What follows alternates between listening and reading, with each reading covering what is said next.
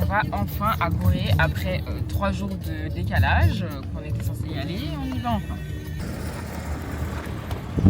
Bon, nous sommes arrivés du coup à l'embarcadère. Là, c'est le port maritime de Dakar. On a eu un petit problème. On est arrivé devant l'embarcadère et ils nous ont dit que il fallait nos passeports. Mais nous, on savait pas. On n'a pas pris nos passeports. Sauf qu'en fait, ils partent toutes les 2 heures le bateau. Et là, on doit attendre 1 heure en plus qu'ils partent. C'est un peu relou. Mais voilà, et au final, le gars, il nous a dit si on le prend comme guide, on passe. Mais c'est trop comment c'est... Je sais même pas si je peux le dire, mais bref. Les gens qui sont allés au Sénégal, vous savez ce que je veux dire.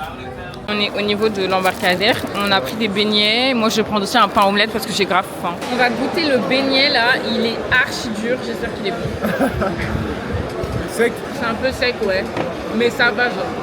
C'est dur. C'est bon ça. Moody, il est deck parce que son truc, il fait la moitié de mon truc. Pour la rage. J'espérais qu'il me dise que... Mais oui, moi, je pensais que ça allait être l'inverse. Lui, il a pris un sandwich shawarma et moi, un pain omelette, genre. Bon, c'est pas grave. Là, du coup, on est en train d'arriver à l'île de Gorée.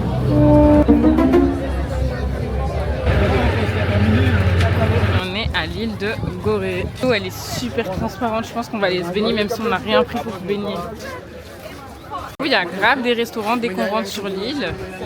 Nous, on suit toujours notre guide, même s'il a pris des gens avec là. Elle est toute petite par sa dimension, mais très grande par son histoire. L'île de Gorée ne fait que 300 mètres de large sur 900 mètres de long. Actuellement, on est 2000 habitants qui vivent en permanence. 1200 musulmans et 800 chrétiens. Tous ces bâtiments que vous voyez sur l'île de Gorée, ce sont des maisons coloniales. Parce que depuis 1978, Gorée déjà fait partie du patrimoine mondial. Il y a l'UNESCO qui gère tous les sites historiques pour après garder ça comme sanctuaire.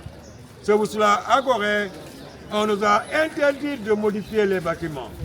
Certes, on peut rénover comme ça en gardant l'architecture des bâtiments. Mes amis, là, l'actuel poste de police, c'était la première édification de l'île. 1481 par les Portugais. À l'époque, ici, c'était une chapelle portugaise. Même Vasco de Gama est passé ici quand il partait en Inde. Anglais et Français, ils ont déjà discuté 5 fois pour prendre Gorée.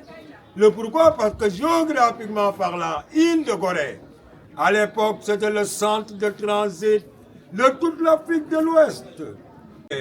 Mais heureusement, aboli par la France, grâce aux actions de Victor Schœlcher. Mais entendons dire que la France avait déjà fait abolir l'esclavage dans ses colonies et que par la suite Napoléon a fait reprendre. Le pourquoi? Parce que c'est sa femme, Joséphine de Beauharnais.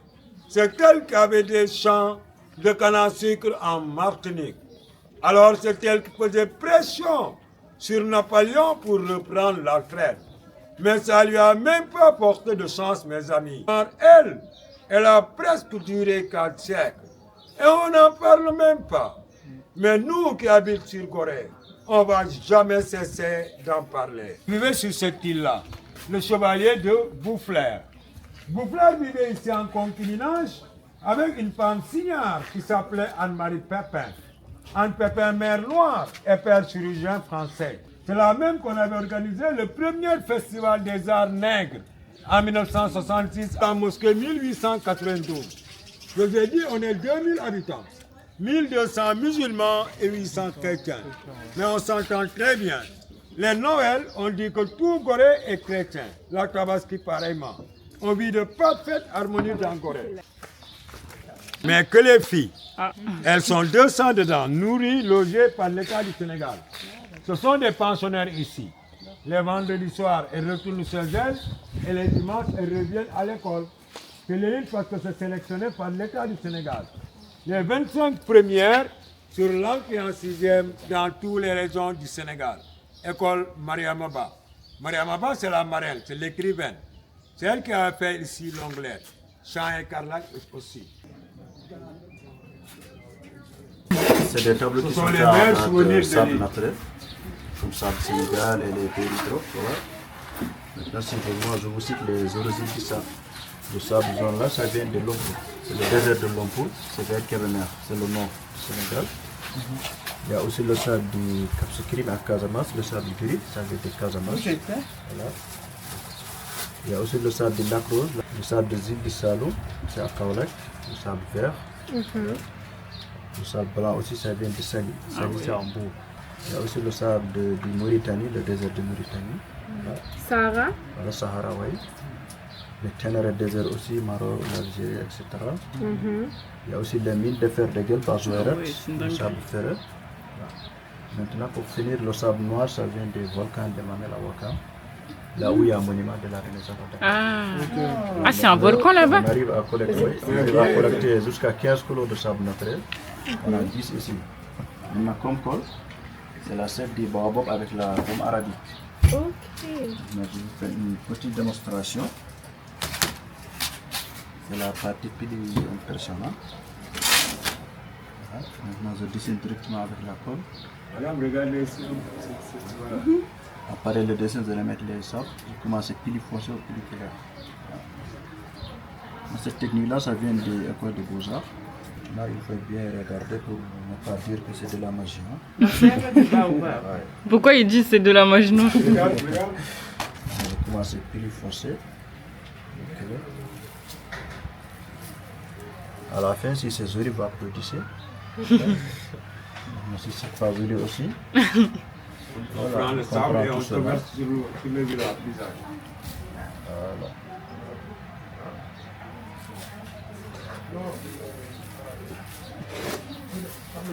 Le résultat final, 1, 2, 3.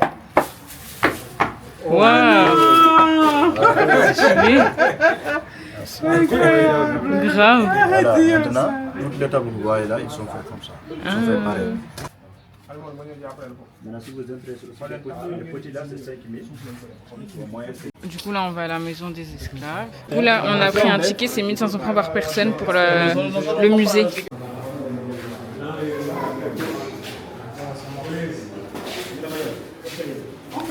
On va faire la visite de la dernière maison des esclaves de Gorée. Celle-ci, c'est la dernière maison des esclaves que l'État du Sénégal avait gardée pour symboliser la déportation négrière. Mais il y en avait 28 maisons d'esclaves sur l'île. À l'époque, les esclaves, avant de les vendre, on les pesait, le poids. Ici, c'était la chambre de pesage. Mais seulement les hommes étaient pesés et le poids minimum, on l'avait fixé à 60 kg.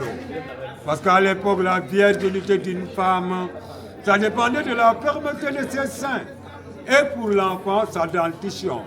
Vous voyez, faute d'état civil comme le cheval. Tout pas pesé là-bas. Les hommes qui ont 60 kg ou plus, venez voir. Les hommes qui ont 60 kg ou plus, chaque bâtiment avait 5 cellules comme ça. Il y avait 3 cette partie-là et 2 sur l'autre côté. Mes amis, ce sont des cellules de 2,60 m sur 2,60 m. Et ils en étaient 15 esclaves à 20. Assis tout le long du mur, le dos contre. Des chaînes au cou, aux bras et aux chevilles. Et on les libérait une fois par journée pour manger ou aller aux toilettes. Ils avaient leur propre gardien qu'on appelait les affranchis. Tous les gardiens, ils étaient des noirs. Mais du coup, ils étaient plus durs à l'endroit de leurs frères et sœurs. Voilà les hommes qui ont 60 kilos ou plus. Mes amis, la cellule des enfants innocents, venez voir. 30 enfants torse nu, serrés comme une boîte à sardines jusqu'au fond. Et ces enfants-là ne voyaient jamais leur maman. À l'époque, on pouvait amener toute une famille à Gorée. Arrivé sur place, la séparation était totale. Du coup, ici, on peut vendre la maman Haïti, le père Brésil, les enfants Cuba. La séparation était totale. Même quand ils partaient de Gorée, on ne donnait pas des noms d'emprunt. On leur donnait des numéros de matricule en fer rouge. Arrivé de l'autre côté, ce sont leurs nouveaux maîtres même qui choisissaient leur propre nom. Ces jeunes filles vierges avec plus de privilèges. Le pourquoi? Parce que ces occidentaux à l'époque, Quand ils venaient, ils ne venaient pas avec leurs femmes. Cette grossesse, on va la libérer à Gorée ou à Saint-Louis du Sénégal. Et la jeune fille avait automatiquement comme le droit nationalité européen avec son enfant directement.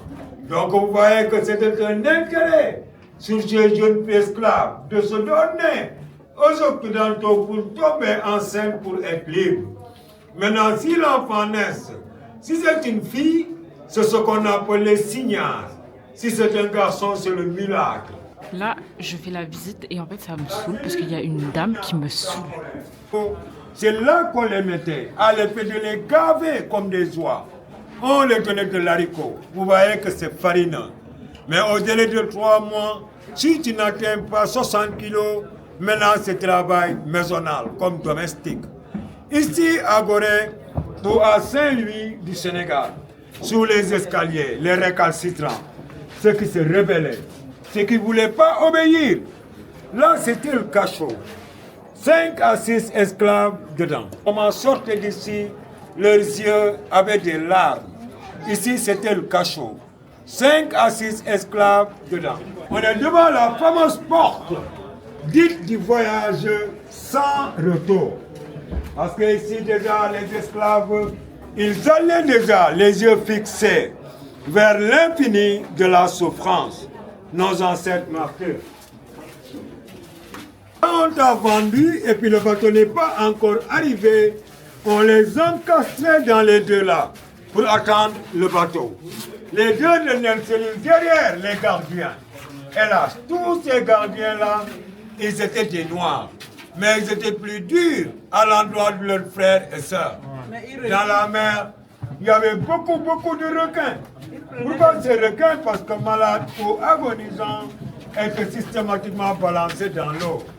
Et ce sont ces cadavres qu'on balançait tout le temps qui attiraient tous ces requins-là. Là, il y en a encore.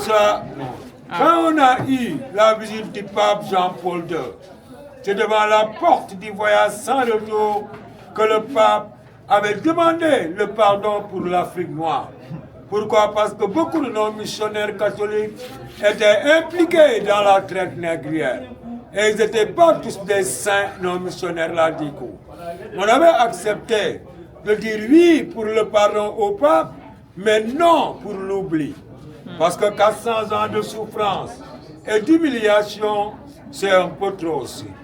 Maintenant, la question qu'on se pose jusqu'à nos jours, avec toute cette souffrance en bas, ces Occidentaux vivaient tranquilles à l'étage.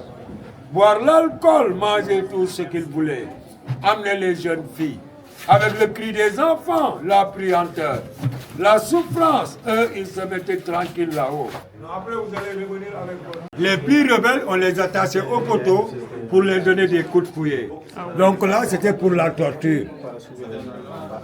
La chaîne était comme ça, au poignet et au cou. Au milieu des chevilles, il y avait un boulet de 10 kg 300. Au milieu, c'est 10 kg 300 au milieu des chevilles. Et là, tu pouvais pas t'enfuir, hein, vraiment, ça. Mais ouais, ça fait pas 10 kilos ça. Ça fait pas 10 kilos, ça fait au moins 50 kilos ça. Ça c'est pas 10 kilos ça. Là, c'est les 4 présidents du Sénégal. Nelson Mandela, Obama, Christine Lagarde et Bill Clinton. Tous sont passés à côté. Là, du coup, notre guide il est parti. Moi, franchement, la visite, j'ai pas du tout apprécié parce que, bah, en fait, toutes les choses qui sont importantes de voir et tout, j'ai pas pu, genre vraiment voir bien et tout. Il nous a un peu expliqué et tout, mais franchement, là, dites-vous qu'en fait, on est obligé de nous refaire une visite à notre sauce et de bien voir chaque chose, de regarder tout, sans avoir forcément les explications. Mais bref, c'est ce qu'on va faire. Parce que, enfin, bref, on était avec des personnes, voilà. Là, en gros, on a les preuves de combien ils étaient à peu près. Je vous laisse screen si jamais vous voulez...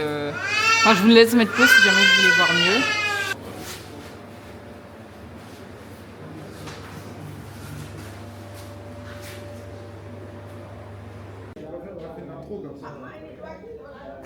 Là, je vais juste vous montrer, parce que bah, du coup, le guide, il a expliqué. Mais pour que vous voyez bien quand il n'y a personne dedans. Là, on a les tout petits cachots. Putain, c'est chaud. Hein.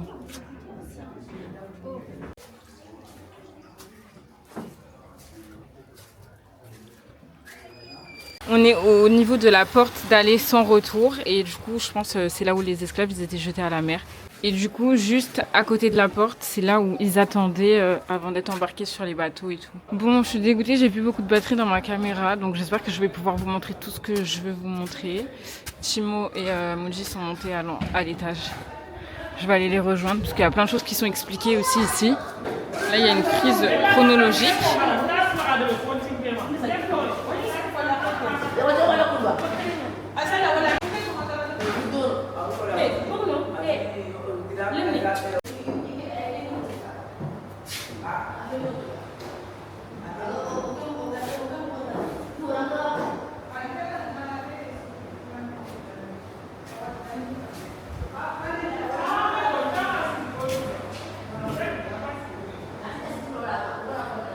Regardez là, on a vraiment genre comment ils étaient mis dans le bateau, c'est une dinguerie. Tout ça, c'est des esclaves.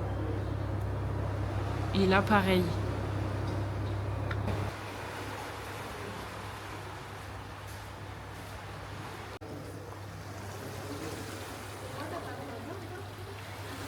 Si.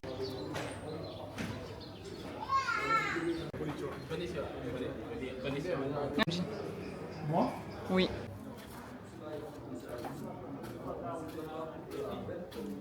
Eh, là, il y a des guides vraiment genre archi gentils là, qui viennent de nous parler. Ils nous ont dit vraiment, notre guide, il nous a un peu arnaqué. Je vais être grave honnête. Arnaqué. Ouais. Oh là là, je vous jure, c'est fatigant. Ah ouais, de fou.